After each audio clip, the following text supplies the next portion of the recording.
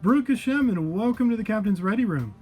I'm your host, Captain 6K77, and yes, we have a finished Oberth class USS Grissom 1/1000 scale from Star Trek III: The Search for Spock. It is done. Just a couple of quick kind of tips and feedback here. If anyone from round 2 is watching, I hope you got my tweet. Let me start with the bad, and then I'll go to the worse. The bad is that if you hate doing decals or are not good at doing decals, you might want to steer clear of this model. I'm probably going to have to recant what I said in the beginning video, I believe, when I said, hey, this is a great little kit, it's only got a few pieces, a good one to start out with. We had some fit issues, which aren't a big deal even for the novice modeler. Which I talked about in the last video, but as far as the decaling, there's 30 some decals to this thing, and you've got to pay real close attention because some of the decals go on and some of them don't, depending on which version of this ship you're building. So if you're building the Grissom, you'll skip a couple of them, including some of the ones that are like next generation Delta shields and stuff like that. So that is the bad. The worse is that on these pylons right in here, there are decals that are supposed to be on, as well as under the saucer and in the back of this primary hull, probably somewhere right in there, I imagine. There are supposed to be some trim looking decals that go on. I tried. I even sent a tweet out with my frustrations to round 2 because the decal was wider and bigger than what is on the model, so it made for like an impossible fit even with decal solution.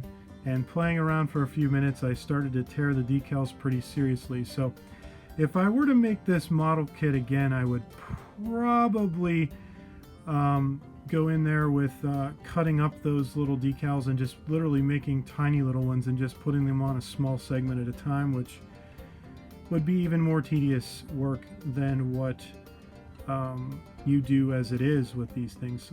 Like I said, I'm not kidding. There are decals going on top of decals. It's kind of crazy. So that's the bad with this and the worse with this. So I just chose, after they started to tear, I said, it's not worth it. And if you saw my first video, I questioned some of the canon of that anyway. But basically, the good is that it's a nice little ship. It's a cool little kit. It's unique, you know, in that there is not another one out there like this. So it's kind of cool. I've only seen a couple of videos of people building this little ship, so not sure if they ran into the same problems I did. But it's got some cool look to it.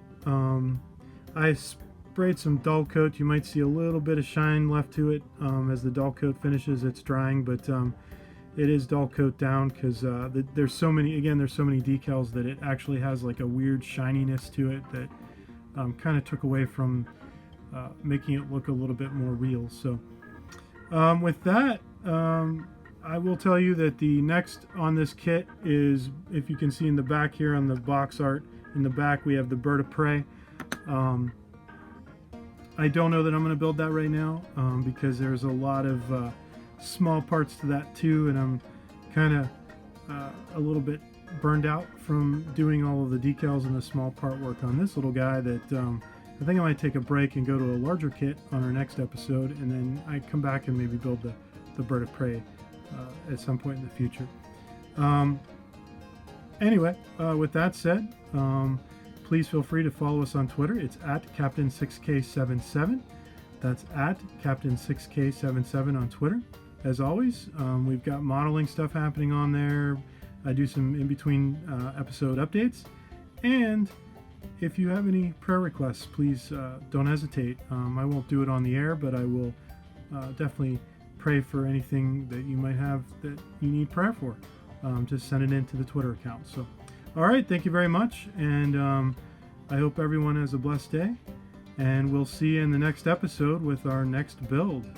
Shalom.